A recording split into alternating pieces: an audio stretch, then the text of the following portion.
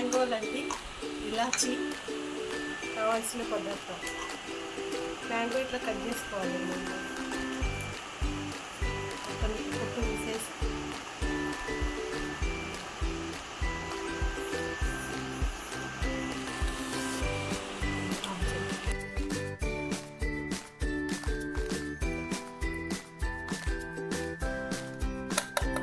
ఒక 5 ఇలాచీలు వేసుకోండి.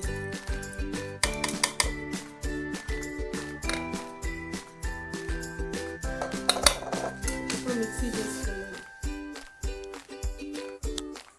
పూరీ చేయవలసిన దానికి కావలసిన పదార్థాలు: ఈ కప్పుతో మైదా, 2 చెంచాల ఉప్మా రవ్వ, 1 చెంచా షుగరు, సాల్ట్ కొంచెం తగినంత, ఇది గోధుమ పిండి కొంచెం. 2 కప్పులు సమానంగా తీసుకోవాలి మైదా, గోధుమ పిండి. ఇలా కలుపుకున్న తర్వాత ఒక 2 స్పూన్ల ఆయిల్ వేసుకోవాలి. పూరి మెత్తగా వస్తుంది. మెత్తగా రావాలంటే పాలు కూడా పోసుకోవచ్చు, బాగుంటుంది. మనం పిసుకోవాలి. మెత్తగా కాదు, గట్టిగా కాదు, నార్మల్గా పిసుకోవాలి. పిసుకొని కొద్దిసేపు పక్కన పెట్టాలి.